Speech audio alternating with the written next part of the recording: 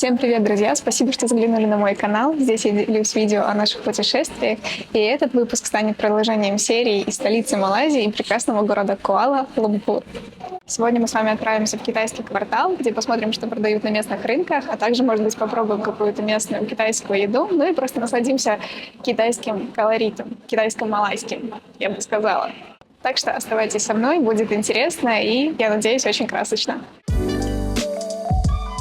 Пока мы сидим, ждем такси до рынка, хотела с вами поделиться интересным фактом о Куала-Лумпуре и Малайзии в целом. Дело в том, что здесь невероятно переменчивая погода. Смотреть вот прогнозы погоды, скачивать какие-либо приложения просто бесполезно. Они никогда не дают точной информации, потому что здесь в одну минуту может светить яркое солнышко и будет прекрасная погода, но уже буквально в следующее мгновение может пойти ливень, такой тропический, дождь будет идти просто стеной, и выбраться куда-то, погулять будет невозможно, нужно срочно куда-то прятаться, что, собственно говоря, мы сейчас и делаем. Мы вышли из дома и увидели вот это. На улице шел сильнейший дождь, поэтому мы около 20 минут просидели в лобби нашего комплекса в ожидании такси и надежде, что скоро распогодится. Я сегодня нарядилась в новое платье специально для вас, чтобы вам было приятнее на меня смотреть. Завила волосы, но подозреваю, что моя укладка не продержится и 10 минут в такую погоду, так что, по крайней мере, я старалась. Итак, мы уже сели в такси, и за 15 минут, пока мы его ждали, дождь стал уже заметно меньше, поэтому надеюсь, что сейчас, когда мы приедем на место, будет солнышко, ну или хотя бы не будет дождя. А пока едем, расскажу вам о том, как добраться до китайского квартала, до рынка.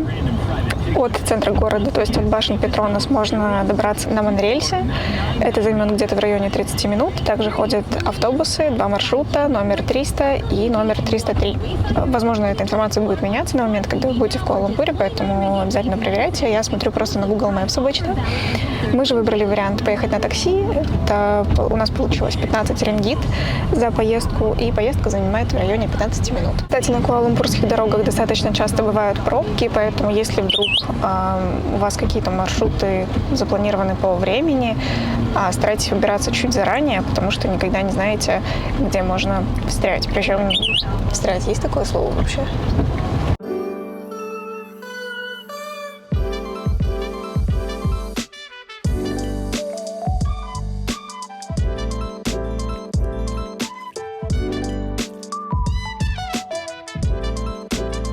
Так, мы уже добрались до китайского рынка. Главная его торговая улица Петалинг-стрит.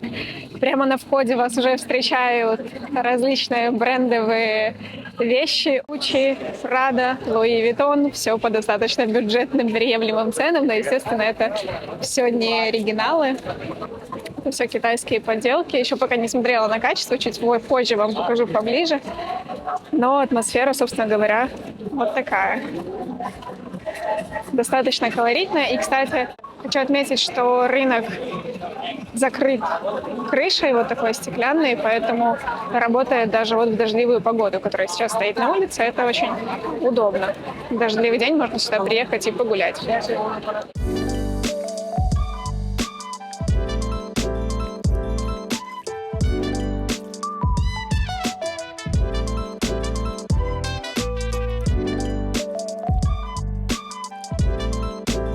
Девчонки, что хочу сказать. Тут, конечно, рай, если вы собираетесь, если, может быть, у вас приближается свадьба или какое-то ответственное событие, день рождения, вам сюда.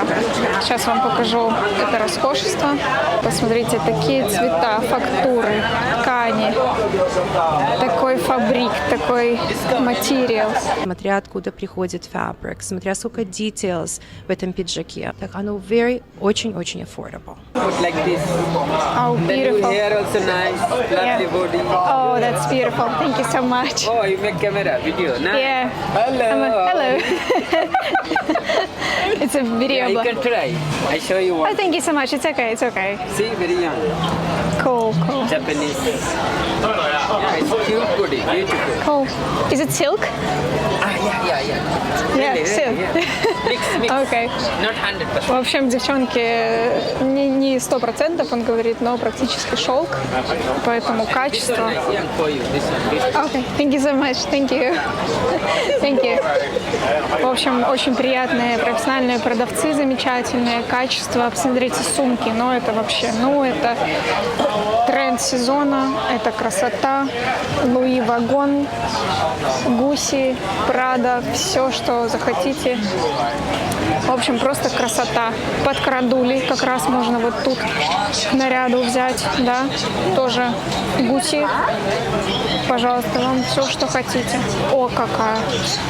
О, какие. Вот такие, конечно, мечтаю приобрести, но пока нет такой возможности.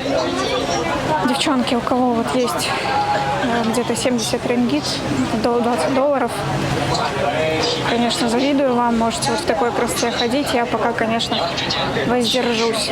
Тут можно, если вдруг проголодались, утомились от шопинга, подкрепиться красивой клубничкой, карамели. А если вдруг вы очень сильно вдохновились китайским кварталом, можно прямо здесь вот сделать замечательную татуировку. Вот. Тоже, конечно, красота. Профессионалы, я уверена, мастера своего дела. Китайское качество потрясающее. На самом деле, если серьезно, то качество многих изделий достаточно неплохое. К примеру, вот это вот будет натуральная кожа. I'm so sorry, is it a leather? Yeah. Okay, and how much is it? This one? Yeah, 160, miss. 160. Okay, thank you. В общем, это натуральная кожа. Они, кстати, при вас тут очень охотно поджигают все эти сумки и дают вам посмотреть, что это действительно кожа натуральная. Вот, поэтому, в принципе, то есть это такие копии прям точные, которые вам даже вот дадут в брендированной коробке с пыльником. Вот, поэтому, и стоит, вот, вы слышали, 160 рингит. Есть что-то похуже качества, есть что-то получше качества. Я честно скажу, я как-то пока не могу настроиться, чтобы что-то себе тут приобрести. Как-то я все-таки, у меня отношение к подделкам. Я не скажу, что негативное, у меня его никакого нет, но почему-то вот я как-то, не знаю, беру с меня сомнения, но в принципе ничего там такого плохого нет, тем более действительно качество изделий, правда хорошая кожа, поэтому если вдруг вот вам хочется что-то себе такое приобрести, то вполне вы здесь найдете себе на любой вкус и цвет изделия.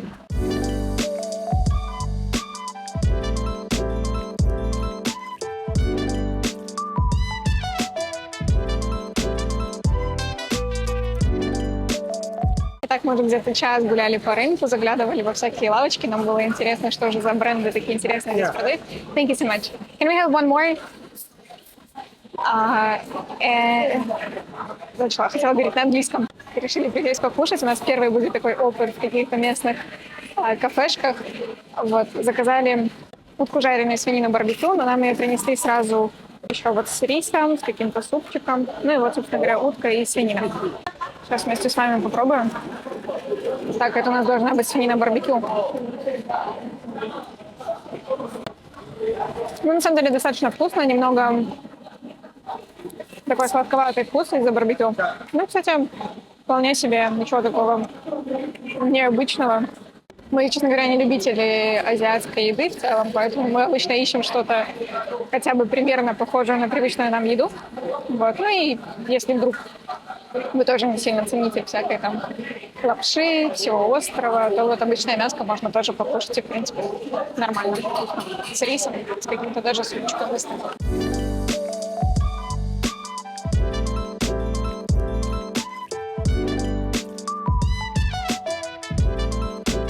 Кстати, знаменитый дуриан.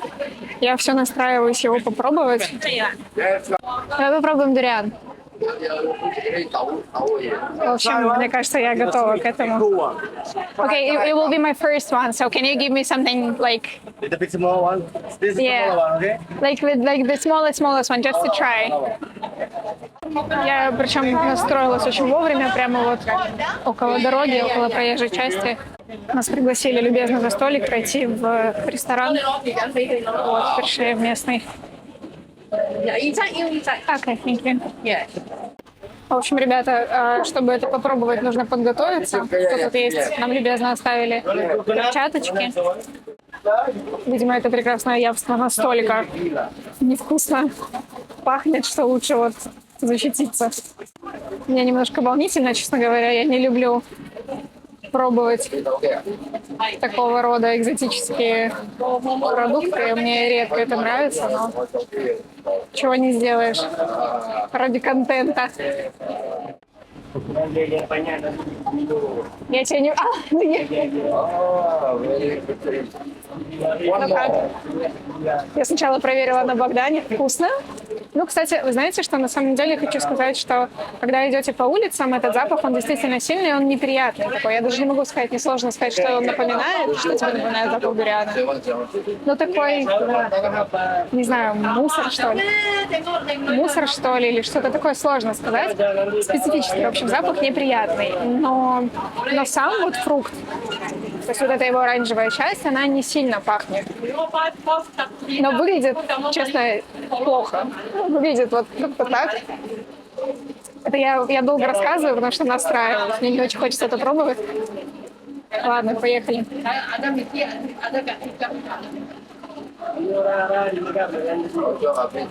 Ты мне специально сказала, что это вкусно?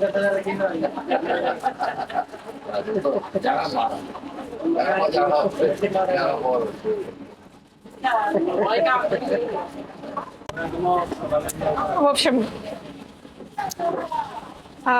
продумали эти добрые ребята все, кроме ведерка, которое вот это вот прекрасное явство можно было бы выкинуть, выплюнуть, потому что, в общем, я не знаю, ну, так скажем, на любителя. Мне, конечно, это сильно не нравится. Это я не могу сказать, это ни на что не похоже по вкусу. Я не знаю, может, какое-то испорченное манго или что-то такое, но, ребята, это противно, и чисто для экспириенса можете, конечно, заценить. Но я сейчас вот эти вот 23 яиц, походу, отправлю в мусор. И еще мне нужно пойти чем-то это срочно запить, заесть, потому что это сильно невкусно. Фу, я до сих пор аж это... Спасибо Богдану, который меня... На самом деле, честно говоря, я так уверенно еще, попробовала, потому что Богдан сказал, что вкусно, с очень уверенным, счастливым лицом, и в итоге вот.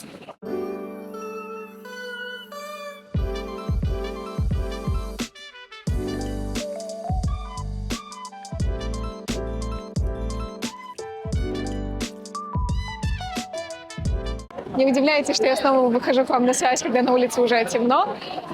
Дело в том, что я 1,5 часа боролась со своими жизненными принципами. И, ребята, я купила сумку Prada. Вот в таком пакетике, красивом, модном. Лакшери чувствуется, я считаю. Прям оно пахнет, я бы сказала, даже, знаете, вот богатством. Мне сейчас будет не очень удобно вам показать.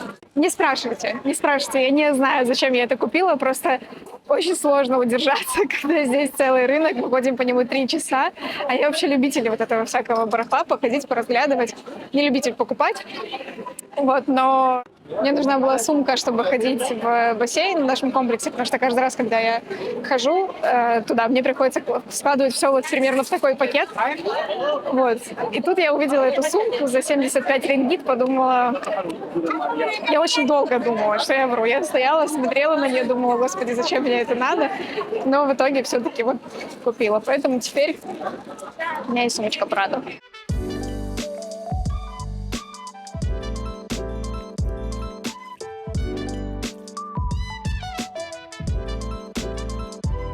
Итак, расскажу вам лайфхак, как переходить дорогу в Куала-Лумпуре. Выбираете себе жертву, человека, которому нужно перейти дорогу ровно в том же месте, что и вам. Ждете, пока он начнет переходить, и бежите ровненько за ним, чтобы, если его собьет, вас не сбило. Вот как мы сейчас делаем. Как по-другому переходить дороги в Куала-Лумпуре, я вообще не знаю. Мне кажется, у них это должно быть прописано в правилах дорожного движения, потому что с движением у них тут все, конечно, плохо и страшно. Я без Богдана вообще дорогу не перехожу. Я хожу по одной стороне, потому что мне страшно переходить дорогу. Это ужас. Кстати, помимо того, что движение здесь просто бешеное, оно еще и правостороннее, и поэтому мы до сих пор привыкаем, когда переходим дорогу, сейчас смотреть сначала направо, а потом налево. То есть не так, как нам привычно, а наоборот.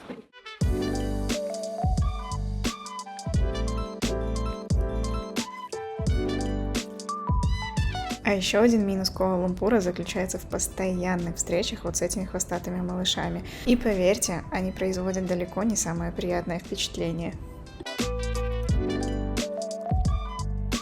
Итак, ребята, мы уже вернулись домой, я уже успела умыться и переодеться, но забыла, что не показала вам свои обновочки. Поэтому сейчас будет краткая распаковка. Точнее, распаковки никакой не будет, потому что и упаковки не было. Но вот я вам похвастаюсь тем, что я приобрела. Во-первых, сумочка Prada, о которой я уже упоминала. Вот такая вот. Теперь у меня есть пляжная сумка, чтобы ходить в бассейн и на пляж. Но, если вы думаете, что на этом мой шопинг закончился, вы сильно ошибаетесь. Я решила, что одной пляжной сумки мне будет совершенно недостаточно. Поэтому, та-да-да-дам, у меня есть еще одна пляжная сумка. Да-да, это именно я, та самая Лера, которая буквально пару часов назад заявляла, что я не могу настроиться на то, чтобы купить поддельные бренды, но, как видите, я очень неплохо настроилась, и у меня это замечательно получилось. Ровно на 2 сумки больше, чем я планировала. Вообще, что хотела сказать. Если поедете на этот рынок и решите что-то там себе приобрести, обязательно торгуйтесь. Причем торгуйтесь до посинения, потому что на одну, что на вторую сумку я в итоге получила скидку в районе 50%. Практически в 2 раза я купила дешевле, чем мне изначально цены называли. Они очень охотно с вами торгуются. И дело в том, что они изначально, когда видят, что вы турист, естественно, завышают цену в 2, иногда и в 3 раза. Поэтому не стесняйтесь, торгуйтесь, и будет вам брендовое счастье за очень небольшие деньги. Допустим, вот эту сумку я купила за 90 рингит, а Праду за 75 рингит. Вот, хотя изначально мне там загибали что-то в районе 120. Так что имейте в виду и не стесняйтесь торговаться. Ну, теперь точно все, обновки вам свои я показала, так что мы уже отправимся отдыхать, так как завтра тяжелый рабочий день. Как обычно, спасибо вам большое, что были сегодня со мной, надеюсь, вам понравилось. И если это так, пожалуйста, не забудьте поддержать меня лайками, комментариями и, может быть, поставить колокольчик, чтобы не пропустить мои следующие видео. Спасибо вам и до новых встреч в Куала-Лумпуре. Пока-пока!